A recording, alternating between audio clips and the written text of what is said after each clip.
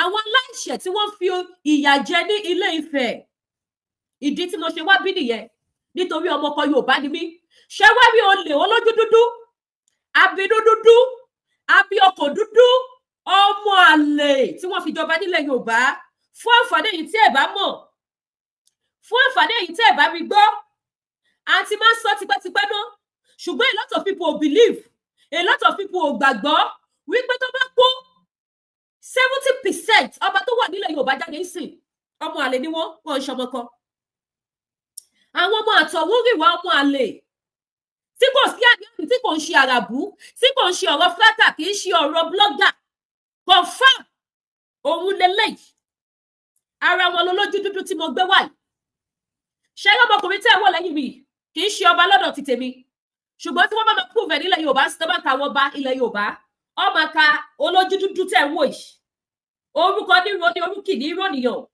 Orúkọ ẹ̀ ní Ọba Jimoh Ajayi Ológùdù. Èmi wá bá yí Ológùdù yẹn sí olójú dúdú. Olójú dúdú, oníwà dúdú, olè ọ̀fọ́n, ọmọ àlè ọba yẹn jẹ́ tó dúró láti bà ilẹ̀ Yorùbá jẹ́. Ẹyẹ èèyàn ó máa láòdù gan. Ṣé rí show tí mo wá ṣe? Show tó ṣì ní beginning ní tí ò tí ní finish, because mo máa mú lẹ́sẹsẹ mi dídọ́mọpọ̀ ní má sì. Mi dídọ́mọpọ̀ ní má sì, máa mú lẹ́sẹsẹ ni, máa fi style, máa fi go deeper. About 3 days ago, mo ṣe program kan. Ẹ bá mi share it, ẹ bá mi double tap, so that àwọn èèyàn wá máa lè dé papọ̀ bá wa. Kò ní lè sí pé alẹ́ ní ké, àwa ṣẹ̀ṣẹ̀ dé ní àgbọ́bí tó ti bẹ̀rẹ̀, gbogbo wa lè jọ gbọ́. Ẹ bá mi share, ẹ bá mi tap, ẹ bá mi like. 3 days ago, mo ṣe program nípa àwọn màmá bàbá kan tí wọ́n ṣá ní àké, tí wọ́n ṣá ládàá, tí wọ́n ní ọba Ológùdù of Ilé Ifẹ̀. Lẹ́yìn tó ti gba 70 million, 120 million, ó tún kó àwọn tọ́ọ̀gì wọnú ìlú wa, wọ́n tún wá ṣe kíni, wọ́n tún wá ṣá àwọn èèyàn ní ìṣàkúṣà. Mo wá ní ẹjọ́, mo ní interest nínú kéèsì tí mi ò sì mọ̀ pé kéèsì tí mo ṣì máa jókòó sórí màtá ègèdè ni, tí mi ò mọ̀ pé kéèsì tó ti ní í ṣe pẹ̀lú Yorùbá nation ni. Tẹ́ máa wo bọ́lá ṣe ń ṣiṣẹ́. Wọ́n kàn ju fídíò yẹn sí mi ní ìjẹta yẹn, ní ìjẹrin, wọ́n kàn ju fídíò yẹn sí mi. Mo dẹ̀ sọ̀rọ̀ nípa ẹ̀ ní ìjẹrin pé ṣé ilé ìbójúmu kí ọba aládé kan nílé Ifẹ̀ kó máa kó àwọn tọ́ọ̀gì lọ máa bá àwọn èèyàn níyàwó play gbogbo fídíò yẹn. Fáfàdé tí ẹ bá wo program yẹn, àwọn fídíò tí wọ́n fi ṣá àwọn èèyàn tó fi pa àwọn èèyàn, ó wà níbí bàbá tún repeat fídíò yẹn fún wa lẹ́nìí fún àǹfààní àwọn tí wọ́n bá wo program yìí tí mo ṣe lọ, because program yìí máa gùn díẹ̀. Ó ní beginning ní mi tí mo bí tó máa end sí. Mo wá ní mo ní interest nínú kéèsì yẹn nítorí àwọn onílájú wa sílẹ̀ báyìí títà lùbọ́ kò wọ̀. Àwọn ní máa pẹ́ wẹ̀rẹ̀ ní kó sì máa fi ojoojúmọ́ fi tewúrẹ́ jiyán. A lè gbà kó máa ṣàwọn ìyá arúgbó, àwọn bàbá arúgbó kó máa ṣe wọ́n ní ìṣekúṣe nínú oko, kó máa fìyà jà wọn aláìṣẹ̀. Tá a sì ní a ní olórí gbogbo ọba tí ṣe bàbá wa Oníwìṣà. Tí irú nǹkan báyìí dé ìṣẹ̀lẹ̀ ní abẹ́ wọn. Mo ní interest nínú kéèsì yẹn.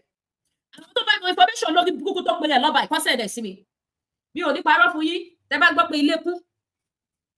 Nígbà tí ilé bá wá kú títí, ilé bá tún wá kú àkúya, ẹni kí ló fi ya? Ó bá ya mọ́ rally tí gbogbo ọmọ Yorùbá lọ ṣe ní Ilé Ifẹ̀ ní 2022. Kọ́lọ́ ó bá wa fi ọ̀run kẹ́sà yìí ọmọ bọ̀tá.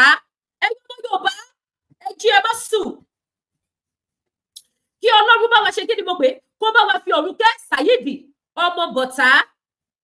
Gbogbo wa la rántí ní 2022 tá la fẹ́ ṣe rally. Wọ́n wá ní kó máa mú níletò kó máa ṣe díẹ̀ nù ká tó gbé ní lásìta. Olórí burúkú tó bá rally Ilé Ifẹ̀ jẹ́rè. Máa fún yín evidence gbogbo ẹ̀ báyìí. Ẹ bá ń share ètò yìí. Kẹ́ lè mọ̀ wípé gbogbo yìí tẹ̀ pé àwọn bàbá wa, ọmọ àlè ni wọ́n o. Ọmọ kan ní wọn ò wọ́pọ̀. Ọmọ àlè tí ò fẹ́ kí ìran Yorùbá dúró, tí ò fẹ́ kí ìran Yorùbá bọ́ nínú ìgbèkùn nítorí ìjẹkújẹ oúnjẹ olè tí wọ́n fẹ́ máa jẹ. Irú ẹ̀ lọ́ba olójú dúdú yìí tó pe rẹ̀ ní Ológùdù of Ilé Ifẹ̀. Irú ẹ̀ lọ́ba Jimoh Ajayi. Àwọn olè tí ò fẹ́ kí ìran Yorùbá bọ́ nínú ìgbèkùn nítorí ìjẹkújẹ oúnjẹ olè tí wọ́n jẹ. Gbogbo èyí tẹ́ bá lọ gbé tẹ̀lé àwọn bàbá ìjù tí yín ti bá ayé. Mo bá sọ fún yèmí òwò yèmí òwápò, ṣùgbọ́n màá sọ òtítọ́. Mi ò ní títorí pé mo fẹ́ ṣe yẹsà fún kábíyèsí kan kí wá bí òtítọ́ kí bá sọ. Ẹlẹ́dàá ò ní ṣe ti tèmi Lady K bẹ́ẹ̀. Tí ilẹ̀ Yorùbá gbọ́ bá dúró tá bá gba Odùduwà nation, àní ẹ má ṣe ní sí jẹ́ Lady K ẹ gbàgbé bó ṣe ṣẹlẹ̀ tẹ bá kọ ìsì Yorùbá ẹ má kọ orúkọ Lady K sí kò káyé kò dá sọ́wọ́ mi kò fọ́jẹ sórí tébù fún mi. Àwọn tó ti jórúkọ lánàá dà wọ́n ti kú wọ́n ti lọ ilé ayé ló mọ̀. Bíbélì sì jẹ́ kó yé mi wípé ìbárí ayé ìṣọ̀tá Ọlọ́run ni. Ìbárí ayé ìṣọ̀tá Ọlọ́run ni. Ní 2022 ọmọ Bọ̀tá Saheed ọmọ Bọ̀tá Akínwọlé Àjàní ó lọ ṣe rálì nílé Ifẹ̀. Mo sì wà ní Nàìjíríà gbà yìí mi ti travel padà. Nígbà tí olórí burúkú yìí tó dé ẹni tí àwọn lójú screen mi. Nígbà tí wọ́n ní wọ́n dúró de bàbá wa Ọọ̀ni of Ifẹ̀ kí bàbá wa address wọn kó lè mọ̀ wípé yes àwọn ọmọ Yorùbá o wọ́n ń pè fún ìdádúró fún orílẹ̀-èdè Yorùbá tí wọ́n fi lọ ṣe rálì náà ní ọjọ́ náà náà tó fi dìbò ló yá mi ó wà lórí íńtánẹ́ẹ̀tì máa gbé wá fún yín. Tí wọ́n ní wọ́n ti kó àwọn tọ́gìdé tí wọ́n bẹ̀rẹ̀ sí ní ṣàwọn èèyàn mọ́tò Saheed ọmọ Bọ̀tá wọ́n ṣá mọ́tò yẹn yọ̀dọ̀yọ̀dọ̀ wọ́n ṣá àwọn èèyàn yọ̀dọ̀yọ̀dọ̀ máa yí ní ẹni tó dúró ní ìyẹn ní tí àwọn lójú screen mi òun lọ́ba yẹ tí wọ́n nígbà tí ọba kan dé lọ́ba yẹ sọ fún wọn wípé òun fún wọn ní 10 minutes máa wá play fídíò ẹ gbọ́ bó ṣe sọ wípé òun fún yín ní 10 minutes tẹ́ bá kúrò bíbá yìí sí àwọn tọ́ọ̀gì máa yàbò yìí. Ní àwọn ọmọ ọkọ tí wọ́n dúró síwájú ilé bàbá wọn nílé Ifẹ̀ kábíyèsí Ọọ̀ni of Ifẹ̀ bàbá mo need attention yìí gbogbo ọmọ Yorùbá need attention yìí gbogbo àwọn tí yàn jẹ ní àkàtà yín nílé Ifẹ̀ wọ́n need attention yìí ẹ pẹ́ lórí àpèrè bíi tàwọn bàbá yín ṣọ́ ì máa gùn gan because àwọn ibi tí mo máa wọ̀ lọ ó máa lágbára. Ẹ bá mi hashtag àwọn Nigerian force IG your attention is needed sir. We need your attention on this issue. Ẹni yóò ṣe ọ̀rọ̀ Yorùbá nation. Débi tẹ́ bá ní ẹ̀ lè dá sí. Ṣùgbọ́n ọmọ Yorùbá ní. Wọ́n sílẹ̀ kò ní dá fún yín dábàá fúláàgì mi. Kẹ́ bá ilẹ̀ Yorùbá jẹ́. Wọ́n ti fi ìyà jẹ àwọn èèyàn jiyàn. Mo sọ kíní kan ní 4 days ago tí mo ṣe program olórí burúkú olójú dúdú yìí. Mo ní ọ̀pọ̀lọpọ̀ èèyàn ni à ń jẹ o ṣùgbọ́n wọn ò ní agbára sí internet. Ẹlòmíì ní àǹfààní sí internet ṣùgbọ́n kò mọ ìwúlò bí internet ṣe lágbára tó láti lè fi ṣẹ́ ogun láti lè fi kọ̀yà. Mo sọ ní 4 days ago. Ẹ jẹ́ kí sẹ́yìn já wa sí eléyìí tí mo já wa sí tó bá máa lọ síbi tá à ń lọ. Mo kàn fẹ́ kẹ́ mọ irú atrocity tí màá ti commit àti irú èèyàn tó jẹ́ ni mo ṣe padà sí rally 2022. Nígbà tí màá dé ibi tí wọ́n ti ṣe rally níwájú Ilé Ifẹ̀ níwájú Palace. Ó lóun fún wọn ní 10 minutes kí wọ́n kó chair wọn kí wọ́n kó canopy wọn kí gbogbo wọn fi bẹ̀ sílẹ̀ ẹ bá mi share ètò yìí kò dẹ̀ pé 10 minutes àwọn ọmọ ẹyẹ má ṣe o ẹyẹ yọ mẹ́wàá ń ṣẹlẹ̀ àwọn ọmọ ẹyẹ yabò wọn níwájú Palace Ọọ̀ni of Ifẹ̀ àwọn ọmọ ẹyẹ táwa ti ẹ̀rọ bí just àwọn ordinary talk ni gbogbo ẹ̀ láṣírí ẹ̀ ti tún sí with evidence. Kò pé 10 minutes tí olórí burúkú Jimoh tó pẹ̀lẹ́ ní ọmọ Ológùdù of Ilé-Ifẹ̀ kò pé 10 minutes tó sọ fún àwọn ọmọ Yorùbá nation wípé tí wọn ò bá kúrò níwájú Palace within 10 minutes ohun tójú wọn bá rí kọ́ faramọ́ tí àwọn ọmọ ẹyẹ fi yábọ̀ àwọn Saheed ọmọ Bọ̀tá wọ́n ṣá àwọn èèyàn ní ìjọ́nà ní ìṣàkúṣà pẹ̀lú bí wọ́n ṣe wà nínú òjò tí wọ́n wá dúró síwájú ilé bàbá wọn wípé a fẹ́ fi ẹ̀wọ́nú wa àwọn bàbá wa Ọọ̀ni of Ifẹ̀ wípé a fẹ́ Yorùbá nation tí wọ́n ṣe peaceful protest peaceful rally olójú dúdú yìí ló débẹ̀ ló destroy rally yẹn kò dẹ̀ pé 5 minutes ó kọ̀ má dà àwọn ọmọ ẹyẹ yabò wọn níbẹ̀ wọ́n ṣá àwọn ọmọ Yorùbá yọ̀dọ̀yọ̀dọ̀ gbogbo ohun tẹ́ bò pátápátá làṣírí ti tú sọ́wọ́ ìbílẹ̀ dìkè gbogbo ohun tẹ́ bò pátápátá gbogbo ẹ̀yọ́ ọba yẹ́kẹ́ tẹ́ wà ní Ifẹ̀ gbogbo ẹ̀ làṣírí ti tú màá dẹ̀ gbé wá lẹ́sẹẹsẹ ní màmá bá yín gbé jáde season film ni àfi tí ẹ bá tètè ṣe kíni tí ẹ bá tètè wá wọ̀rọ̀ kan fi ṣe àdá mo ti kà yín kó ẹlẹ́ṣẹ̀ tí ẹ bá dẹ̀ ti tọrọ dáríjì tẹ́ ti ṣe ohun tó yẹ màá fọ́lẹ̀ lórí tẹ́sítì yìí kò sí ohun tí mo fẹ́ gbà bẹ́ẹ̀ mi ò gbowó mi ò gbẹ́rì tìjú wípé àlàáfíà ọmọ Yorùbá kẹ́ fi ìbàjẹ́ sílẹ̀ ní ilẹ̀ Yorùbá ẹ má pẹ́ra yín ní ọba kẹ́dẹ̀ máa jẹ ajé káyé lé àwọn èèyàn lórí Ológùdù má ti jẹ ayé káyé o nílé Ifẹ̀ ẹ̀yẹ èèyàn tí bá wọnú àgbà bí ètò tán á ṣe yín ní kàyéfì pé ṣé pé nǹkan tó tó ìṣẹ̀lẹ̀ ní ilẹ̀ Yorùbá ṣé pé ohun tó tó yìí ó ṣẹlẹ̀ ní ilẹ̀ Yorùbá tí a ò mọ̀ àwọn arábìnrin ti ba ayé jẹ́ àwọn bàbá ti sá sí abẹ́ bàbá wa Ọọ̀ni of Ifẹ̀ bàbá ẹ má jẹ́ kí wọ́n ba titi yín jẹ́ má jẹ́ kókó bá yín ẹ má jẹ́ kí wọ́n kó bá yín kò sí ohun tẹ́ fẹ́ tẹ́lẹ̀dùnmáyò ò ti ṣe fún yín ẹ bá bí hashtag àwọn ti fẹ́ náà Ọọ̀ni of Ifẹ̀ Palace tó bá sọ nípa tó wọ́ Ọlọ́run fowó kẹyìn ó fọwọ́ ọmọ aládùbáríkà kẹyìn ó fi àwọn obìnrin tó ṣe é mú yọngọ obìnrin tó lóbìnrin pa obìnrin tó dúró re ó fi kẹyìn ẹ má wàá jẹ́ kí wọ́n ba àpèrè jẹ́ ẹ má jẹ́ kó ba yín jẹ́ tẹ bá wọ́n pé wọ́n ṣe wọ́n mu jẹ wọ́n ṣe wọ́n mu jẹ ọjọ́ kan máa jẹ́jọ́ kan wọ́n ṣe wọn ò ní mu jẹ ó máa ta ẹrẹ̀ sí yín ní ara ẹ sì rántí orí àpèrè tẹ jókòó lé wípé tí àbàwọ́n bá bà yín ó ba àpèrè Ilé Ifẹ̀ ìyẹn ní kẹ́ wò ìtẹ́ tí bàbá wa Ọọ̀ni of Ifẹ̀ jókòó sí bàbá ìtẹ́ yẹn ní kẹ́ wò kẹ́ bá fi gba ìgbàkúgbà láàyè ẹ má jẹ́ kọ́kọ́ orí burúkú títí wọn bá yín nítorí ẹnìkan nítorí ọ̀la ni gbogbo bó ṣe ta ilẹ̀ ìyàwó ọba Síjú Adé àná gbogbo ẹ̀ ni mo máa gbé síta gbogbo ẹ̀ ni mo máa gbé síta gbogbo itú tí wọ́n pa nílé Ifẹ̀ tẹ́ ẹ̀ dọwọ́ bò láti gbà yìí tí ẹ̀jẹ̀ ń lo lójú dúdú yìí bóyá òun ló sì ń lo rẹ̀ because mi ò mọ bí ọmọ àlè kan ṣe máa wájọba ní Ifẹ̀ tó dẹ̀ máa ṣe iṣẹ́kíṣẹ́ tó máa control àwọn ọmọ ayé ẹyẹ nílé Ifẹ̀ tó fi di ohun tí àwọn ọmọ ẹyẹ ní police station tí àwọn fúnra wọn ti ń ṣe ìdájọ́ andy Ẹgbẹ́tòkun your attention is needed sir I will not let go of this issue I will go deep I will keep on coming outside all the time shouting your name Baba wa Ọọ̀ni of Ifẹ̀ I beg you in the name of Alálẹ̀ ẹ tètè ṣàtúnṣe àwọn èèyàn dúró wọ́n pé àwọn wá ṣe rálì mọ́ àwọn olódúdú yìí tó pẹ̀lẹ́ ní ológùdù yìí ó dẹ̀ kó àwọn tó ọ̀gá gbogbo ẹyẹ wọ́n lu àwọn Saheed ọmọ Bọ̀tá lọ́dún náà ní 2022 ó ní data time ó wà lẹ̀ wọ́n lù wọ́n bá gbogbo nǹkan tó kó dání jẹ́ fídíò náà ní ẹ wo fídíò náà ká tó wá bá lọ síbi tá à ń lọ gangan eléyìí kò jẹ́ wípé ara àṣìṣe tí màá ti ṣe bọ̀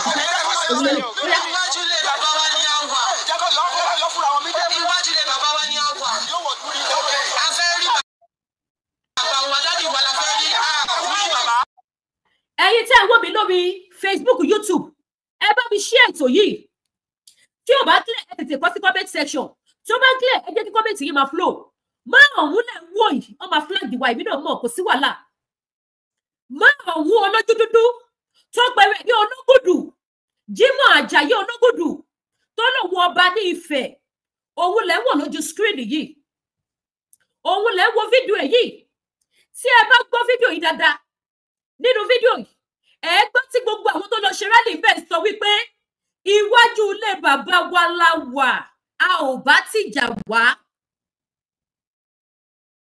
wọ́n pariwo nínú fídíò yẹn wípé iwájú ilé bàbá wa la wà a ò bá tìjà wá iwájú ilé bàbá wa la wà a ò bá tìjà wá olójú dúdú tó pẹ̀lẹ́ lólógùdù yìí òun lẹ wò wọ́n dẹ̀ sọ fún wọn jọ yẹ pé òun fún wọn 10 minutes kí 10 minutes tó pé àwọn ọmọ ẹyẹ ya bò wọ́n ṣá wọn ní ìṣàkúṣà níbẹ̀ ewu tó wá bí ọ̀rọ̀ ọmọ ẹyẹ bó ṣe lu ọmọ ẹyẹ fi ṣiṣẹ́ ní Ilé Ifẹ̀ tí wọ́n ti fẹ́ fi ba Ilé Ifẹ̀ jẹ́ gbogbo ẹ̀ ní máa go deeper bí wọ́n ṣe kọ́ police station tó jẹ́ wípé àwọn ọmọ ẹyẹ ni wọ́n rọ̀lù police station ní ìlú Nàìjíríà bí ò gbọ́ ìwé ẹ̀rí àwọn ọmọ court wọ́n kọ́ police station àwọn lọ́rọ̀ rẹ̀ àwọn ọmọ ẹyẹ tí olójú dúdú lò tó pẹ̀lẹ́ ní Ológùdù of Ilé Ifẹ̀ gbogbo ọmọ Yorùbá lápapọ̀ ẹ dìde gbogbo ohun tó jẹ́ ká máa lè ká máa bá nìyí gbogbo àwọn tí wọ́n pe ọmọ ní ọba tó jẹ́ pípé ọba yìí jẹ́ ni wọ́n àwọn ni wọn ò fẹ́ ká bá àwọn ni wọn ò fẹ́ kí ìwọ̀n Yorùbá bọ́ lóko ẹrú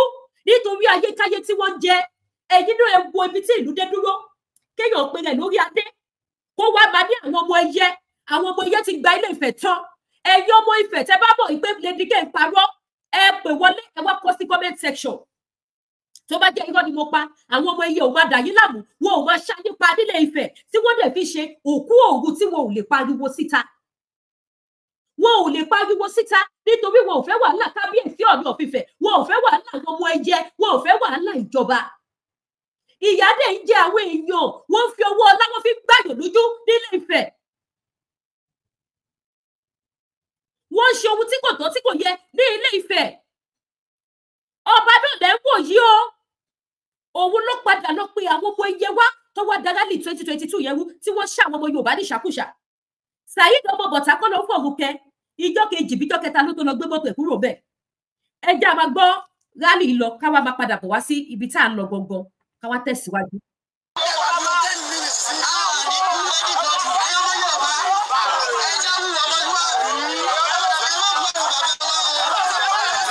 ẹ̀yin tẹ́ wà lórí TikTok ẹ̀ ní fídíò ní fídíò náà ló ṣù àbí ní orí sísẹ́mù yìí.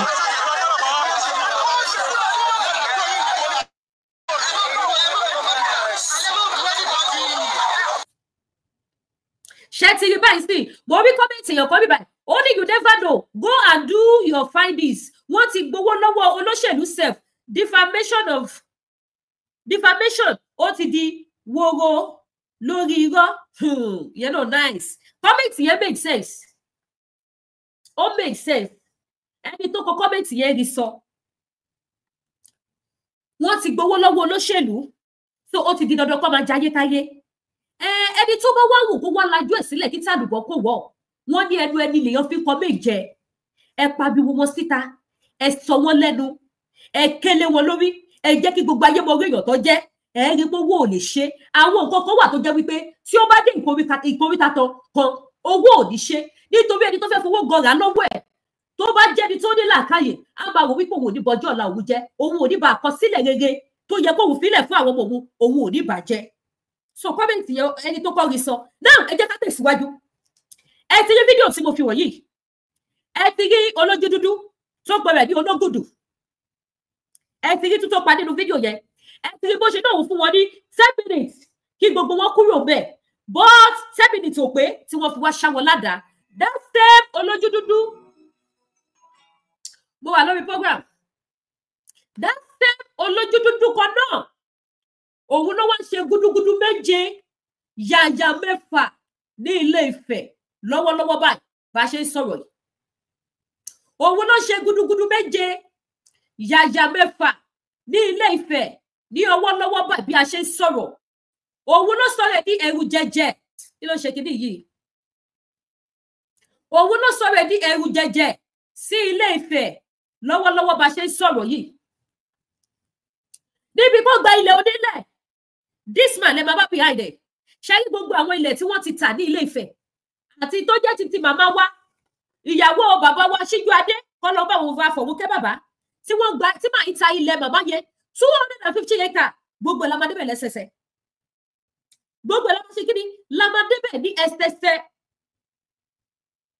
gbogbo bí wọ́n ṣe kíni bí wọ́n ṣe kó mọ́tò fún àwọn ọmọ ẹyẹ ẹ wo ibi tí wọ́n bá gẹ́gẹ́ dé ọmọ ẹyẹ délé Ifẹ̀ ó ní mọ́tò mẹ́jọ méje àbẹ̀lú tí ò ní púpọ̀ tó bá ti lè sọ̀rọ̀ wàhálà ti dé báyé wọn ọmọ Yorùbá ṣé ayé lélẹ̀ ṣé bá ṣe fẹ́ máa bá lọ mí nínú ìwádìí tó sì fi ẹsẹ̀ múlẹ̀ ó fi hàn wípé olórí burúkú tó pè ní Jímọ̀ yìí kò kí ń ṣe ọmọ Ifẹ̀ ẹ lọ ṣèwádìí ẹ̀ kò kí ń ṣe ọmọ Ilé Ifẹ̀ ó dẹ̀ da omi àlàáfíà Ifẹ̀ rú àwọn ọba ò lè sọ̀rọ̀ olórí aládégbò ò sọ̀rọ̀ nítorí nǹkan kan gbogbo bẹ̀ lámadé tó bá yá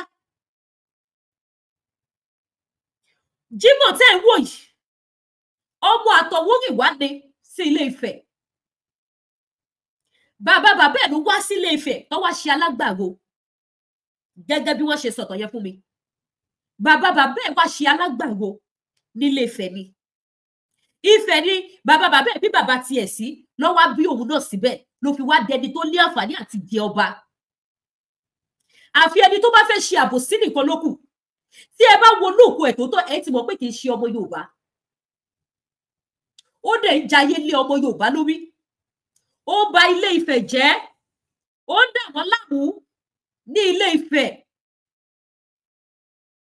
ó dà wọ́n láàmú burúkú ní Ilé Ifẹ̀ ẹ bá mi pín ètò ìsíta ìbáwò yìí kẹ fúláàgì mo ti lọ ní bìgínì ni kò ní fínísì program eléyìí mi ò tí mo bí tó máa end sí bìgínì ẹ mo ṣẹ̀ṣẹ̀ tẹsẹ̀ bọ́ ni ẹ bá mi máa hashtag Nigerian force because incident tó lọ lọ́wọ́lọ́wọ́ báyìí wọ́n gbọ́dọ̀ dá sí Nigeria police gbọ́dọ̀ dá sí IG ẹni yìí ni yín, ẹni ẹ̀yẹ ni yín. Ẹ gbọ́dọ̀ dìde láti gbèjà àwọn mẹ̀kúnnù tí olójú dúdú tó ń fìyà jẹ. Orí ẹ ti burú. Orí ẹ ti burú o. MC Wise. Orí ẹ ti burú. Maybe you are one of their speakers. I know. Mo mọ̀ pé a lot of bloggers ló máa gbé jáde. I know. I don't care. If you know me very well, you will know the kind of person I am. The more you attack me, the more I have more energy. Attack me, let me feel energy. If you did not attack me, I will not have energy. But come for me. Kò wá wà láti máa dá. Ibi tí mi ò fẹ́ dé máa débẹ̀. Ṣé ló lórí burúkú díẹ̀? Olójú dúdú ló bá jẹ́ àwọn èèyàn jẹ́. Látara wípé kíni, ó gba owó kówó lọ́wọ́ àwọn èèyàn. Ó pa àwọn èèyàn ní ìpakúpa. Ó lu àwọn ọmọ ẹyẹ fi ṣiṣẹ́ ní Ilé Ifẹ̀. Ó kọ́ pálásì. Ṣé ó kọ́ police station fún wọn? Ṣé kí n sọ bí tí police station wọ́n wà ní Ilé Ifẹ̀? Maybe you will not tell me that I don't know what I'm saying. I have everything in record. Everything. I have it in record. I have everything in record. So don't tell me you don't do your findings. Tí o bá ti fẹ́ ṣe èrè, you know me good. So since you know me, I don't think you're supposed to come for me. If you know me, if you truly you know me, you will never even try to comment on my platform. Kò fẹ́ tackle me. You will not try it. And I'm the kind of person you want to work for me. I will not go for you. I will only go for that stupid person that I'm dealing with. Is the one I will keep on going for. I won't come for you because I don't know you. You have never met you before. You don't have any issue with me. You only come to my platform and that's daggers there. So I will not come for you. I will go straight to my point. I will face the person I want to face, bumper to bumper. I will face that person. I will go deeper. This one that I'm here to do today is just preamble. Me ò tí bẹ̀rẹ̀ show ẹ̀. Me ò tí bẹ̀rẹ̀ because I'm still on my findings. I'm still what? I'm still on my findings. Me ò tí bẹ̀rẹ̀ show ẹ̀. So I'm waiting for your response. Do whatever you like. Tó bá délé with your kéèwì fún mi. Ìyálà ìjà ẹ ni mo jẹ́. Kéèwì fún mi. And I will still come outside and expose you people. That one will never stop me from exposing you people. I know you will come for me. I know the kind of person this stupid man is. I know the kind of person he is. He's the thief. He's the blackmailer. Ọmọ àlẹ̀mẹ́. Olórí burúkú ni. Ẹni àndò ni. So I know. Èmi tí mo wá ṣe ṣú ẹ̀. Èmi go to plan, go to get ready. Anything. I'm ready. Kì í ṣe ni ló yẹ kí wá ṣe náà. Ó yẹ kí wá síta lánàá. I just decided not to come yesterday. Kí n fi túbọ̀ get more find this mi dáadáa. I know. Ibi tí mo bá ti bá find this mi dé tí mo ti mú confirm. I will be coming outside to talk about it. So mo ti ní confirm kọ́lẹ̀ ni mo gbé wá. So get that to your score. Olórí burúkú olè ni. You cannot tell me that this man kò máa promote ẹyẹ nílé Ifẹ̀. Sọ fún mi pé kò promote ẹyẹ nílé Ifẹ̀. Ẹ̀yin olórí burúkú olè ọmọ àlè. Tí wọ́n bá ti fún yín ní 20,000, 5 million, 10 million. Ẹ̀yin òtítọ́ nílẹ̀. Ní sọ máa fi owó gbogbo. Now you are telling me this man is a good man. What happened to these people? Nínú fídíò As you can see, ó ń dà láwà báyìí o, àwọn ọmọ olè tọ́lọ́gùdù ń kó káàkiri. Àwọn ni wá bọ́ọ̀sì gbogbo àbàbá yìí, wọ́n ti sáyẹn kan ládàá lábàá wa báyìí. Wọ́n ti sá ọdẹ tọ́dẹ lábàá wọ́n ti sá ládàá báyìí lábàá wa. Now sọ fún mi, ìjọba Nàìjíríà, you have to come to these people to their hands. They need you. Wọ́n ní ìjọba láti dìde sí ọ̀rọ̀ wọn because this is not the first time, this is not the second time. Ẹ̀yin ọmọ Yorùbá tẹ̀tà, I'm not here to bring anybody down. And I'm not here láti yẹ̀yẹ́ anybody. But I'm here to say the truth. This man that I'm talking about, this man so-called Ologudu, tí ẹ bá mọ iye atrocity tí máa ti commit, tí ẹ bá mọ iye nǹkan tó ti ṣe ní Ilé Ifẹ̀, wọ́n dẹ̀ bò ó ní blogger tó ń ṣiṣẹ́ fún. Ẹyẹ yóò, ọba aládé yín nìyẹn o. Àwọn ọmọ àlè tó fi jọba lé yín lórí. Wọ́n lọ gbé ọmọ àlè fi jọba lé ẹ̀yìn ọmọ kan lórí. Ó ní blogger tó ń ṣiṣẹ́ fún. Ó ní ọ̀pọ̀lọpọ̀ àwọn ọmọ ẹyẹ. Àwọn ọmọ ẹyẹ. Wọ́n kọ́ police station fún àwọn ọmọ ẹyẹ sí Ilé Ifẹ̀. Tó bá dé pọ̀ ríta kan, màá sọ àdírẹ́sì ibi tí police station yẹn wà. And I will come with full evidence. Màá gbé gbogbo síta. Mo ṣẹ̀ṣẹ̀ bẹ̀rẹ̀ ní. Màá kọ comment, get the comment ẹ̀ máa flow. MC Wise, I know. Aláwọ̀ ni I don't say mi ò wọ́n yàrá ìjàmbá bá alákùn yín níṣẹ́. Ó máa fi jẹ́ kí iṣẹ́ mi dùn ṣe fún mi ni. Ibi tí mi ò tètè fẹ́ gbedé, màá tètè gbedé bẹ́ẹ̀ ni. Màá tètè gbedé bẹ́ẹ̀, màá tètè jẹ́ kí gbogbo àwọn ọmọ Yorùbá mọ̀. I will not block you. I will not block you. I will not delete your comments. Ó tún fẹ́ bá tí wọ́n jẹ́ ni. Gbogbo àwọn kọ̀ọ̀kan tí mo ṣe wọ̀ wípé tí mo fara balẹ̀ wọ́n pòkè. Báwo ni kí n ṣe tẹ́lẹ̀? Ṣé kí n bò wọ́n láṣìírí? Ṣé kí n má dárúkọ àwọn ẹni? I will bring everything out. Wale mo pe yes, I know what I'm doing. I have my full evidence. I have full information with me. I have full information with me. Information that it's on, more are still coming. Àwọn ọmọ ẹyẹ tí wọ́n kọ́ ní fún bàbá ọba máa ń gbé ilé yẹn bá sórí social media. You will not know what I'm saying. Everything they go dìbò ní kí gbogbo ayé tètè mọ̀. I will do it. Mi ní fi kan pé méjì. Nigerian government gbọ́dọ̀ bá wa dá sí. Wọ́n ò lè lọ gbé ọba àtọ̀wúrì wá kó wá jọba ní ilẹ̀ Yorùbá kó wá máa ṣe ìdàkídà ní ilẹ̀ Yorùbá. Enough is enough. Gbogbo àwọn tó wà ní ìdí ìbàjẹ́ tí wọ́n fẹ́ kí ìwọ̀n Yorùbá kó bọ́ lọ́wọ́ ẹrú òun nìyí. Nígbà tó lórí gbogbo eléyìí sọ fún ẹ̀mí sí wípé kò ṣe kankan tó ń jẹ́ kó jẹ́ bí sí pé èèyàn gidi lọ́lọ́gùdù tó jẹ́ wípé ó ti ṣe fún àwa ní 2022. 2022 ṣebí fídíò ẹni mo kọ́kọ́ play yẹn. Ẹ wo ìgbà yẹn sísìn. Ẹ wo 2022 tí wọ́n lọ ṣe rálì nílé Ifẹ̀ ṣàṣà lọ́mọ Yorùbá tó máa lówó ògbọ́ sí wípé wọ́n lọ ṣe rálì ní Ifẹ̀ Palace. Àwọn tọ́ọ̀gì ló lé wọn kúrò bẹ́ẹ̀. Àwọn tọ́ọ̀gì fún wọn ní àpá kúrò bẹ́ẹ̀ ni. Àwọn ọmọ ẹ̀jẹ̀ ológùdù òun ló lò wọ́n òun ló kó wọn ṣiṣẹ́ ní Ilé Ifẹ̀. Gbogbo àwọn tó wọlé lọ ṣá máa gbé gbogbo ẹ̀ síta. Ṣé lórí yé burú ni? Nigerian government ẹ gbọ́dọ̀ bá wa wà kọ́ ṣe sí. IG ẹ bá wa wà kọ́ ṣe sí. Tí wọ́n bá ti ṣàtúnṣe èmi máa yọwọ́ bẹ́ẹ̀. But without that, I will keep on coming outside with different atrocities that people commit. Màá wá máa expose wọn. Màá wá máa expose wọn fún gbogbo ayé. Ẹ wo àwọn ọmọ táwọn nínú fídíò yìí. Mo show fídíò yìí ní 4 days ago. Fídíò yìí gangan lọ́nà fẹ́ fi tú àṣírí gbogbo wọn. Because this is not the first time tí àwọn people yìí ti fi ọwọ́ ọ̀dà ọwọ́kọ́wọ́ tó ti fi gbà àwọn èèyàn lójú nílé Ifẹ̀. Tí wọn ò lè sọ̀rọ̀. Tẹ́rú tọ́mọ ò lè sọ̀rọ̀. Onílé ò lè sọ̀rọ̀. Àlejò ò lè sọ̀rọ̀. Àlejò kò lè sọ̀rọ̀. Wọ́n kàn fi ìyà jẹ àwọn èèyàn lọ ní Ilé Ifẹ̀ ni. Kò dẹ̀ sí lẹ́yìn ọba ológùdù òun ló wá gbá front òun ló ní gbogbo àwọn ọmọ area boys àwọn ọmọ ẹ̀jẹ̀ ó ní gbogbo wọn lọ́wọ́ wọn kọ́lé ṣeré ní Ilé Ifẹ̀ tí ẹ bá ní àwọn olówó ọlọ́lá yàtọ̀ sáwọn tó wà ní ìdálẹ́ o tí wọ́n gbé nínú Ilé Ifẹ̀ sí ọmọ ẹ̀yẹ ni wọ́n ọmọ ẹ̀yẹ ni wọ́n àwọn ọmọ ẹ̀yẹ àwọn ni kéde wọ́n dẹ̀ lò wọ́n fi ṣe wọ́n lò wọ́n láti fi ní àwọn èèyàn lára gbogbo wọn àmúṣọrọ̀ gbogbo dúkìá àwọn èèyàn wọ́n ti gbẹ́sẹ̀ lé irú ẹ̀ náà ni wọ́n ṣe fún àwọn ará ọba yìí ẹ wo irú àwọn tó wà lábà nínú ìgbèríko yìí kí wọ́n máa gba 70 million lọ́wọ́ wọn àwọn tó ṣiṣẹ́ ìjọba lóṣù gan ṣé wọ́n lè rí 70 million kójọ lọ́dún ṣé wọ́n lè rí 70 million kójọ láàrin 5 years ṣé wọ́n lè rí 70 million kójọ láàrin 10 years pẹ̀lú 70,000 salary tí wọ́n gbà pẹ̀lú salary 70,000 naira tí wọ́n gbà ṣé wọ́n lè rí owó tó yẹ kó jọ ká bá tí wọ́n sọ 120 million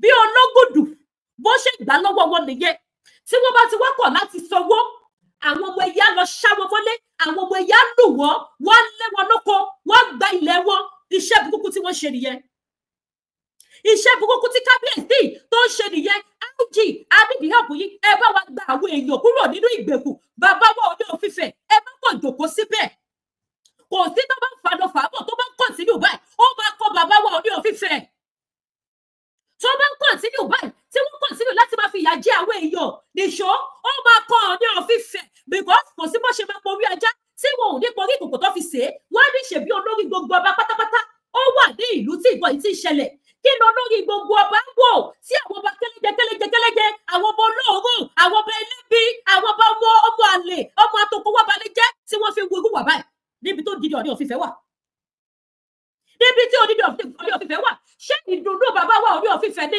kí wọ́n máa fi ìyà jẹ àwọn ọmọ Ifẹ̀ ìbéèrè ni mo bẹ̀rẹ̀ o ṣé ìdùnnú kábíyèsí òun ni pé tó máa fi ìyà jẹ àwọn ọmọ Ifẹ̀ ṣé ìdùnnú kábíyèsí ni wípé kí àwọn ọmọ Ifẹ̀ tó wà lẹ́yìn odi kí inú wọn má dùn láti lọ sílé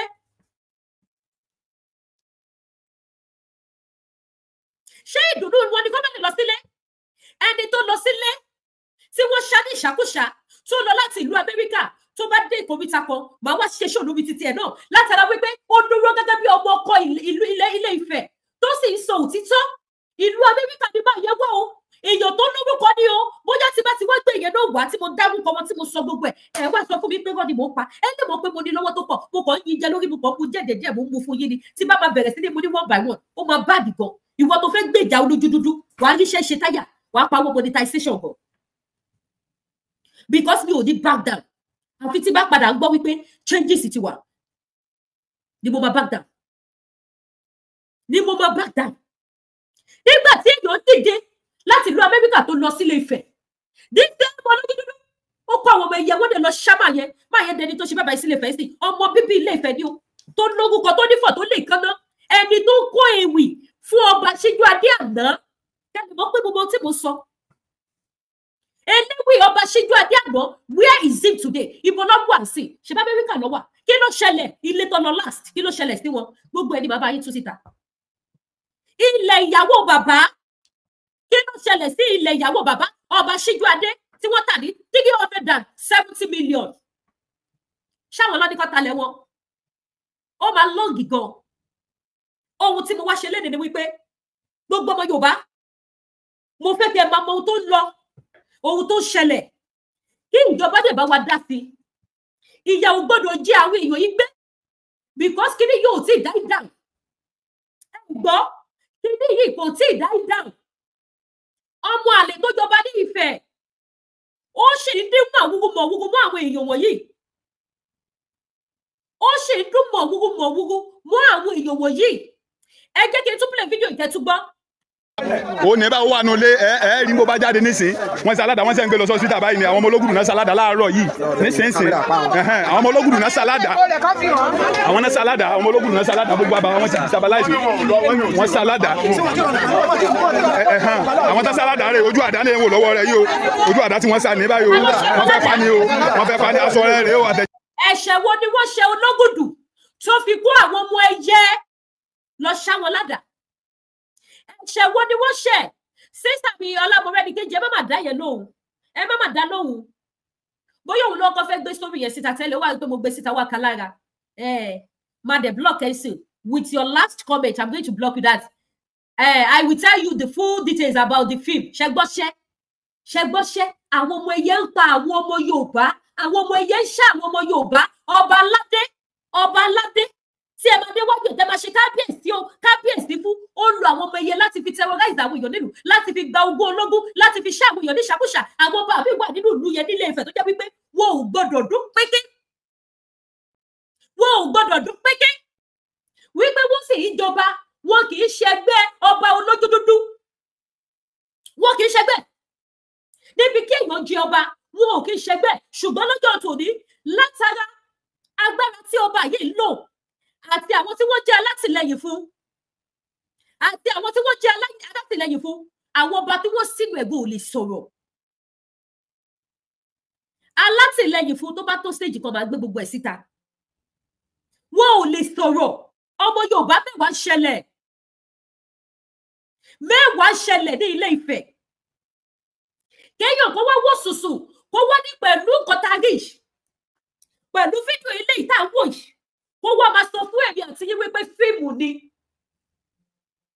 ẹ ti mọ̀ wípé ẹni tó lè wò sùsù tó lè sọ wípé I will tell you the full details about the film ẹ ti mọ̀ pé olórí burúkú ọmọ àlè ni ara irinṣẹ́ tí wọ́n lò ní àwọn tí wọ́n ti kọ́ síta wípé anywhere tí ẹ bá ti gbọ́ wípé wọ́n fẹ́ sọ̀rọ̀ nípa ẹ̀ you have to go there and distract all the people on that platform kọ́ má believe nǹkan tó ṣẹlẹ̀ ńbẹ̀ àti 4 days tí mo ti ṣe program lórí olójú dúdú ni mo ti rí oríṣiríṣi but I don't send wàhálà yẹn gidi yẹn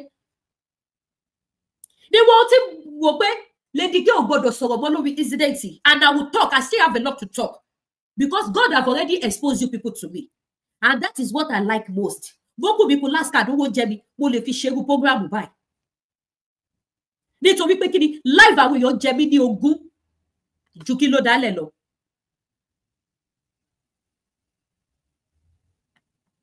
Live àwọn èèyàn ṣe kí ni mo pé ó jẹ mí lógún ju kí ló dálẹ̀ lọ.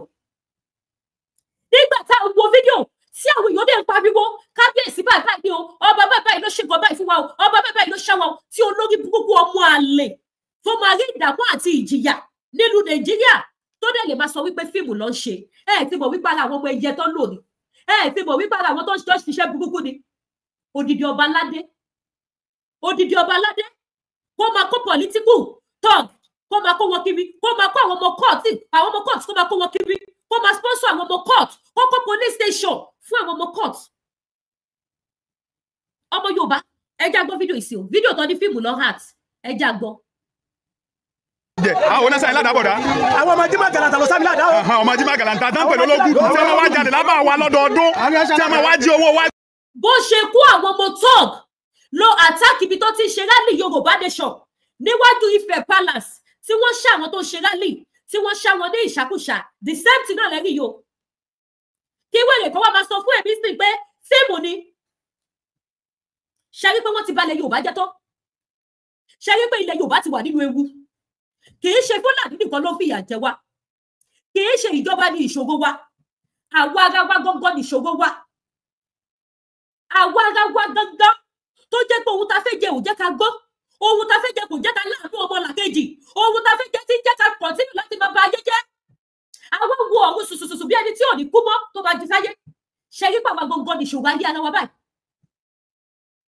Ohun tí àwa ti experience láti ara Ológùdù ní 2022 láti pàṣẹ wípé wọ́n lọ ṣe rálì nílé Ifẹ̀ tó tún wá ṣe fún àwọn èèyàn tó sì jẹ́ pé bó ṣe ń ṣe nìyẹn kí olórí burúkú kan tí olóhùn ò ní bá mi fi re fún nínú ayé tó jẹ́ pé tó bá ti dùn fún tẹ́lẹ̀ ó máa padà kóró fún ni kó wá máa sọ wípé fíìmù ni.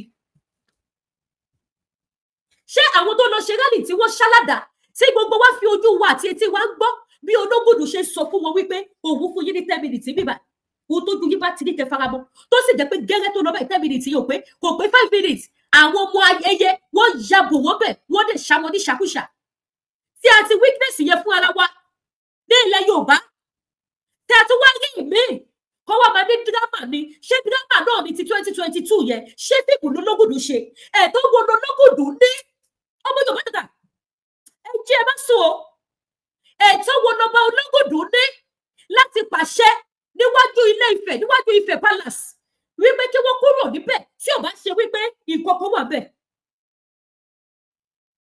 Ẹ̀tọ́ wo ló ní tí ẹ bá wọ́n ti nígbà tó lọ sí rálì yẹn àwọn ọba kan ti jáde wá táwọn Saheed ọmọ Bọ̀tá Dọ̀bálẹ̀ àti gbogbo wọn tó kí àwọn ọba yẹn tí wọ́n sọ̀rọ̀ tó lọ kó tó di wípé Ológùdù dé tí àwọn ọba sọ wípé ẹ máa lọ máa jíṣẹ́ yín fún kábíyèsí tó láwọn ò tí ì lọ àwọn sì máa wà á ta táwọn sẹ́ẹ̀tì yẹn fi wọlé lọ kó tó wá di wípé Ológùdù dé tó fi wá kó àwọn ọmọ ẹyẹ wá tó fi wá lé wọn kúrò ńbẹ̀ ẹjọ báwo ni títí Ológùdù ṣe jẹ́ nílé Ifẹ̀ irú iṣẹ́ wo Ológùdù ṣe fún Ọọ̀ni of Ifẹ̀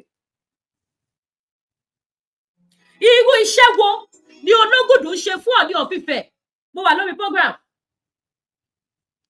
irú iṣẹ́ wo ló ń ṣe fún Ọọ̀ni of Ifẹ̀ kí ni àjọṣepọ̀ tó múnádóko tó wà láàrin wọn tí odidi ẹni tó pẹlẹ ní ọba Ológùdù tó fi lè lọ máa yọ àdá máa ṣá àwọn èèyàn tó fi lè máa kó àwọn ọmọ ẹyẹ tó fi lè máa ta ilẹ̀ onílẹ̀ nílé Ifẹ̀ tí bàbá ò lè sọ kọ́kọ́ sí.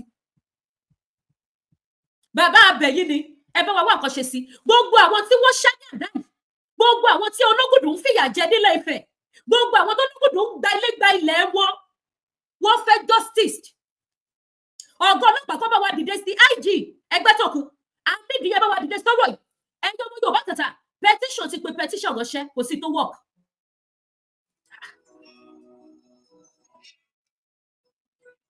ẹ jọ̀wọ́ mi nìyí. Hello bàbá bàdà ẹ káàsán ẹ ṣe omi àná ẹ ṣe gan-an dúpẹ́ ẹ̀yin ni kí n dúpẹ́ lọ́wọ́ yìí o ẹ̀yin ni kí n dúpẹ́ lọ́wọ́ yìí ẹ ṣeun gan-an ni. Àmì ò gbàgbé tí bá ti ṣe kọ́ sí mo ṣe tán sí màá rí ìjà sí.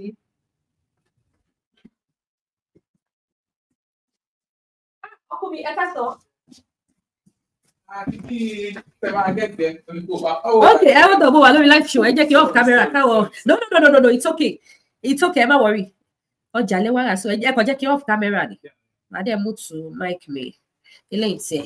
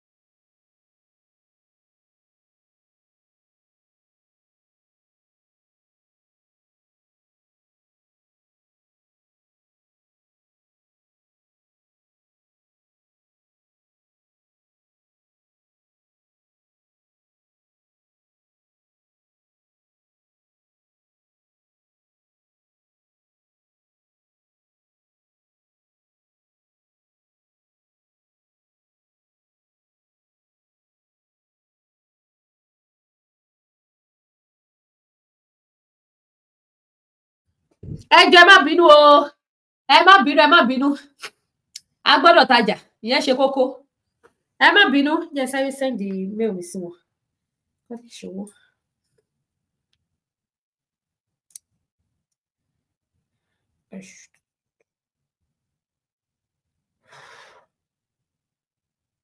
Ẹ má bínú sí mi, jẹ́ sáré send mail mi, wọ́n lè bá mi ṣòwò ọjà tó rà. Wọ́n bá wọn dà o.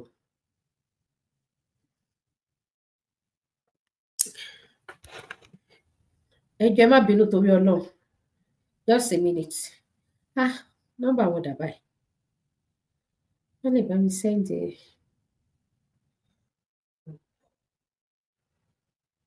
Ó yẹ kí mèmí gan wà lọ́wọ́.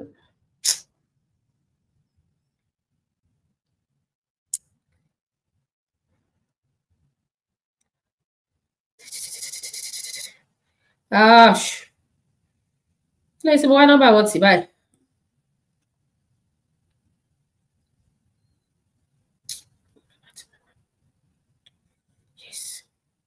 Ẹ má bínú, mo ti rí nǹkan tí mo wà. Ẹ má lè bá mi ṣe transfer. Now, ẹ jẹ́ continue. Ẹ má bínú o, torí Ọlọ́run, àtàjà.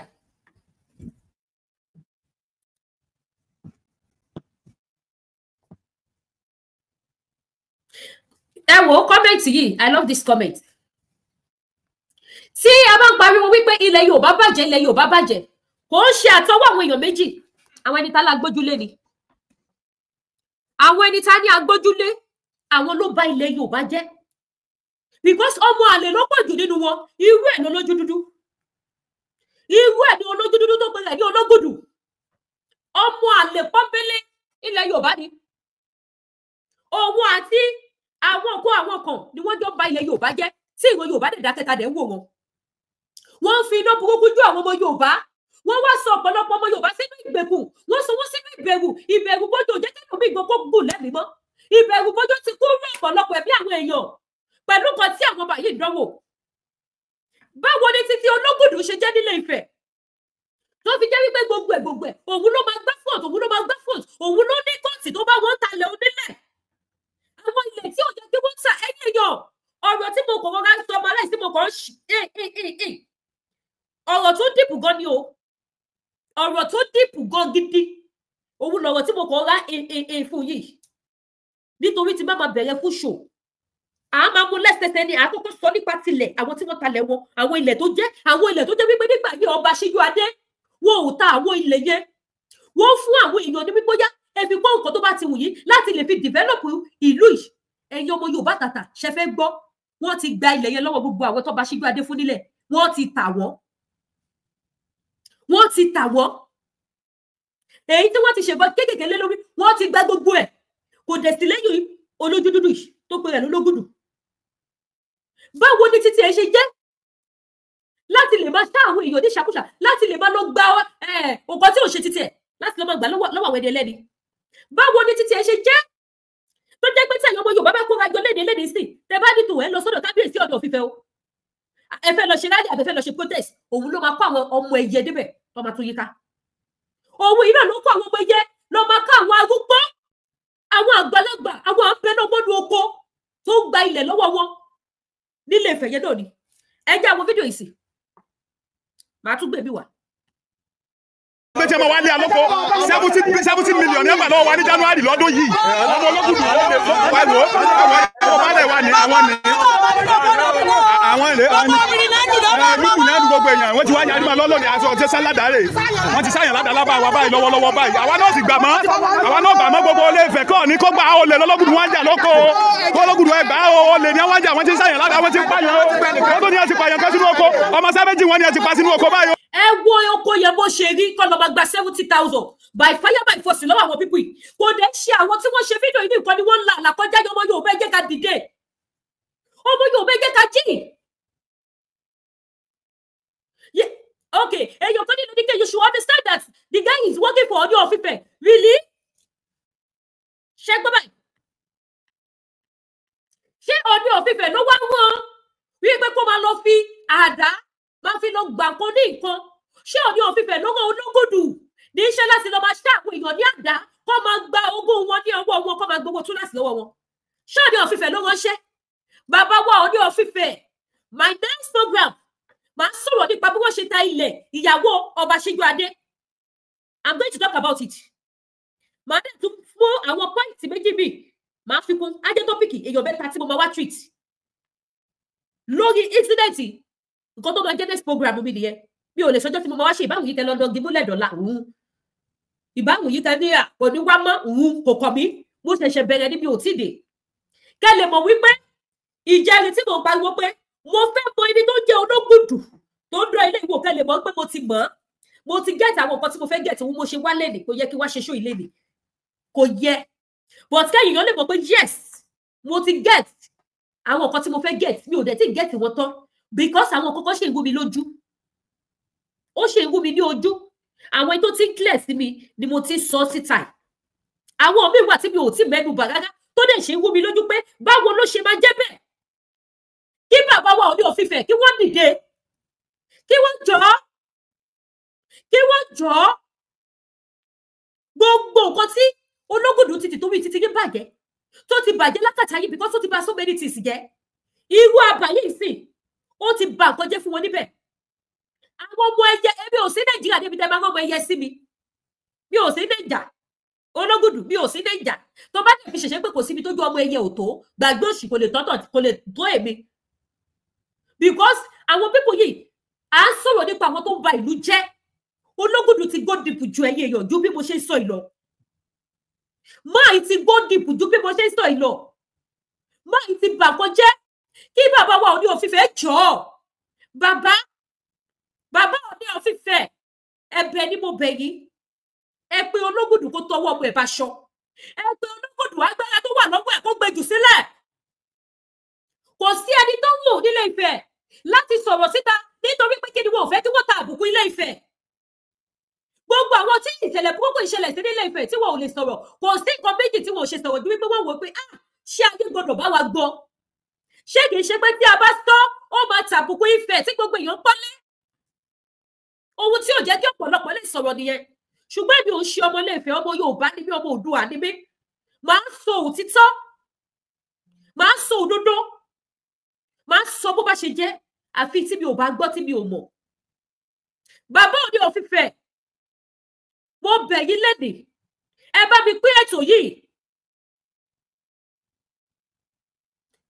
okay you're going to please what do you want Ọọ̀ni of Ifẹ̀ to tell him God bless you sir that is why I said ẹ máa kọ comment má dá yín lò ẹ wá jẹ́ kí n land bàbá Ọọ̀ni of Ifẹ̀ mo wá bẹ̀ yín lẹ́nìí agbára tó wà lọ́wọ́ Ológùdù ẹ bá mi gbà á ẹ bá gbogbo ọmọ Ifẹ̀ òye gbà á ẹ bá gbogbo ọba ìgbèríko àtàwọn báyìí ẹ bá wọn gbà á agbára yìí ti pọ̀ jù lọ́wọ́ báyìí ó dẹ̀ lò nílòkulò lórí àwọn pípù yìí ọmọ àlè náà jọba ó dẹ̀ ṣe bí ọba lé àwọn ọmọ kan lórí ẹrú tó jọba tó wá sọlẹ̀ di ọba gbòógì tó wá ń jayé káyé tí mo bá sọ wípé etí mi kú wà láìtàlá etí mi kú tí mo bá ní etí mi kú lórí ọ̀rọ̀ tó wà lẹ̀ etí mi kú mo sùn tì èmi wò mí just ordinary program kí nǹkan ṣe ni kí n fi pariwo síta láti lè jẹ́ kó mọ̀ wípé ìyà ń jẹ àwọn èèyàn kan wọ́n fọwọ́ lágbá wọn lójú kí wọ́n lè stop ẹ̀ ṣùgbọ́n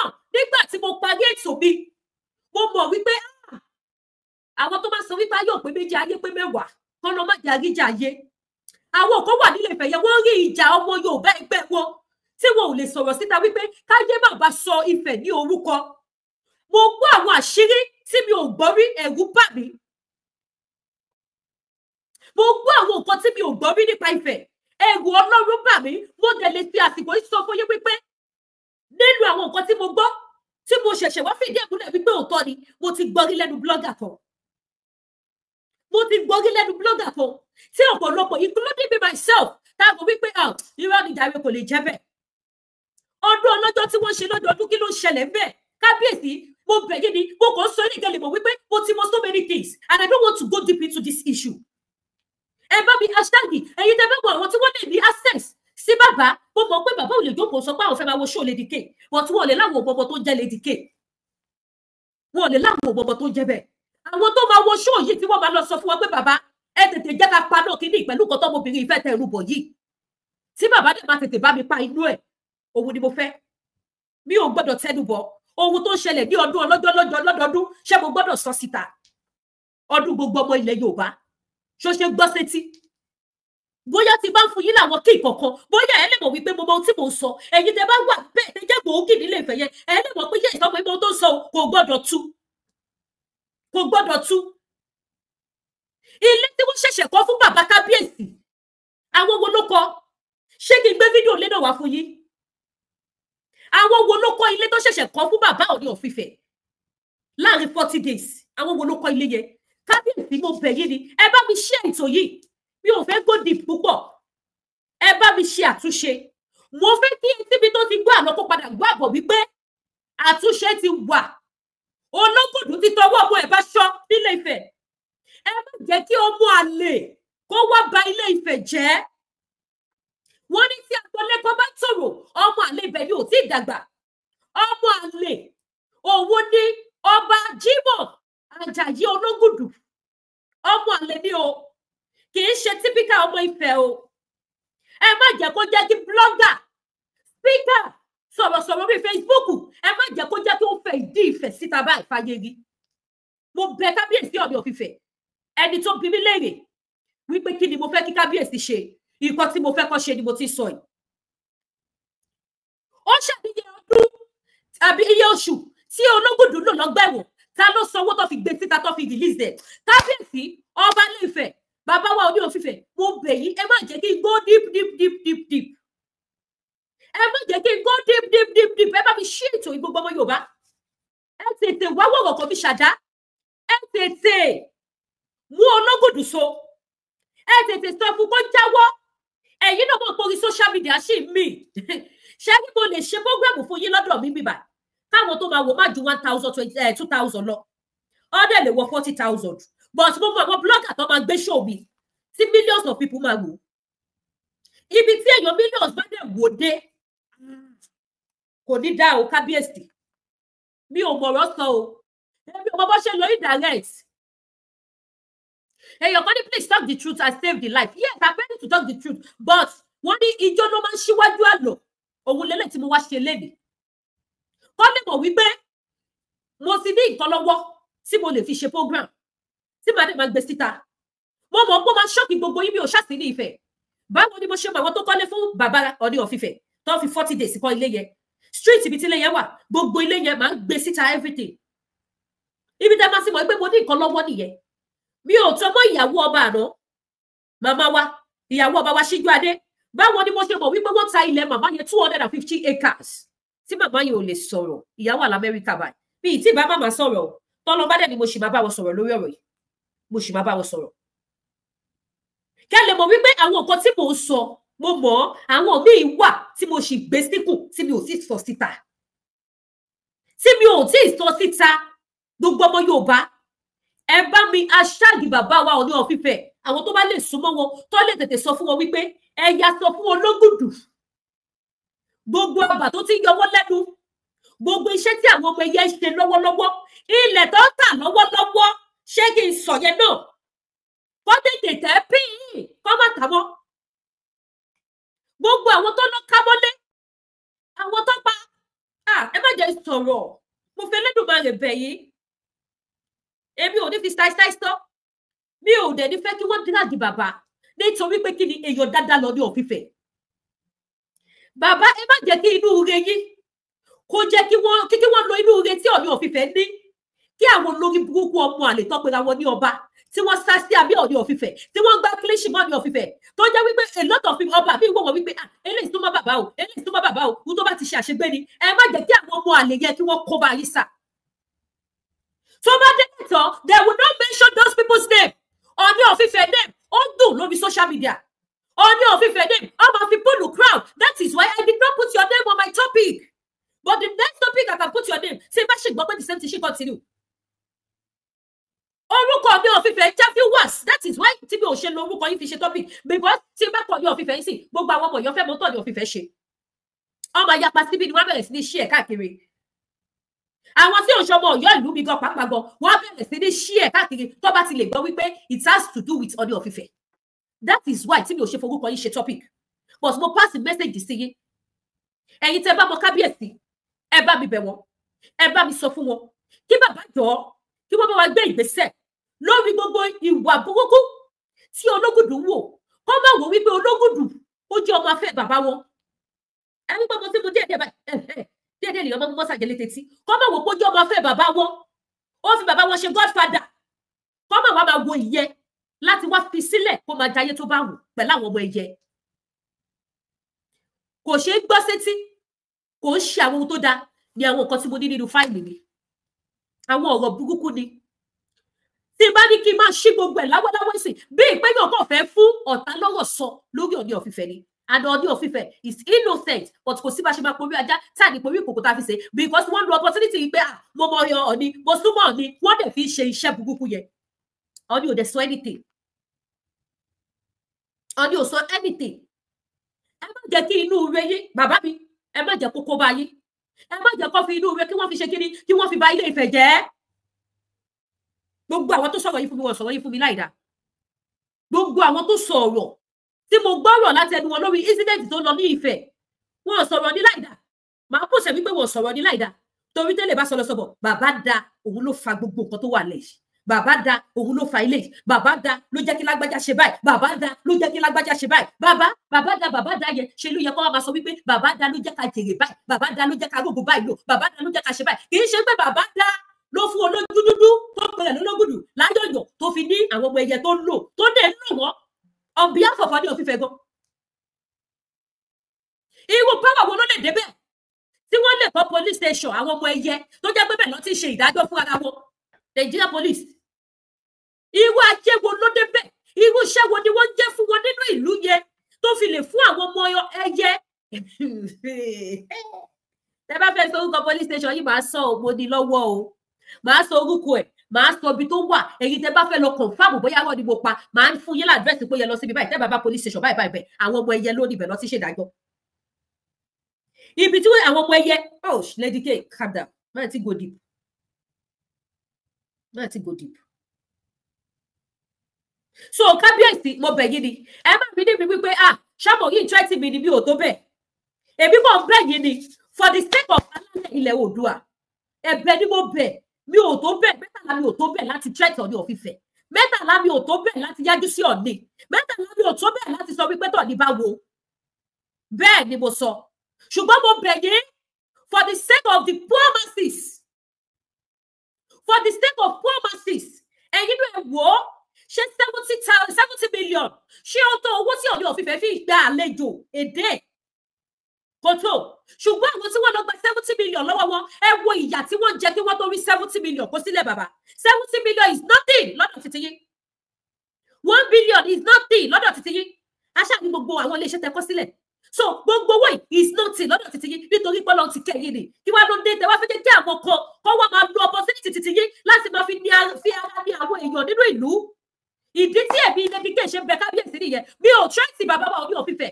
don't see it as threat who am I to threat Ọọ̀ni who am I ta ni mi ti máa threat Ọọ̀ni of Ifẹ̀ mi ò tó bẹ̀ mò ń bẹ̀bẹ̀ ni ohun tó wà lọ́wọ́ mi ò gbọ́dọ̀ gbé síta mi ò gbọ́dọ̀ sọ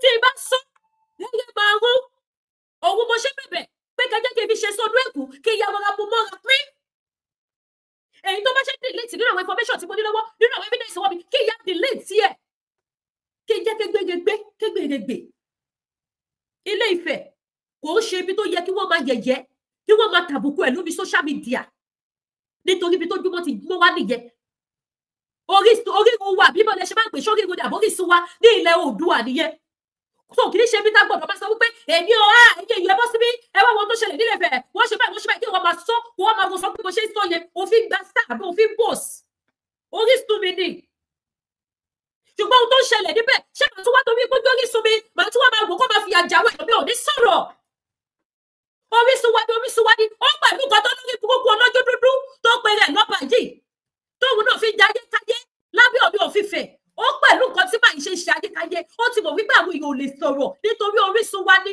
ọmọ àlè Ifẹ̀ òun ló máa sọ wípé tí Ifẹ̀ bá wó, òun ló máa sọ wípé táwọn ọba Ifẹ̀ bá wó, ọmọ àlè nìkan ló máa ṣe bẹ́ẹ̀. Nítorí tó bá ti tàbùkù Àpèrè Ọ̀ọ̀ni, ó ti tàbùkù gbogbo ilé Ifẹ̀, ó ti tàbùkù gbogbo ilẹ̀ Yorùbá. Ẹ fi ọ̀tẹ̀ sílẹ̀, èmi ò sí fọ́tẹ̀. Òun ni mi ò ṣe tí ìfẹ́ sọ̀rọ̀ báyìí ni mo ṣe ń bẹ̀bẹ̀. Òun ni mo ṣe ń bẹ̀bẹ̀ pé kí ọ̀gá ọlọ́pàá kó bá wa dìde sọ̀rọ̀ tó wà lẹ̀. Kí kábíyèsí kí bàbá bá wa dìde sọ̀rọ̀ tó wà lẹ̀. Ẹ̀bẹ̀ ni mo wá bẹ̀, mi ò fi akọ sí. Olórí burúkú yìí ni mo bá lẹ́jọ́ pẹ̀lú gbogbo iṣẹ́ burúkú tí màá yìí ṣe ní Ilé Ifẹ̀. Níyẹn ọmọ àlè Àtọ̀húnrìnwá. Kó ọjọ́ tó bí ọdún kó tètè bá wa wá nǹkan ṣe sí. Èèyàn kan ní people in power use those power as their machine. So just say what you can say.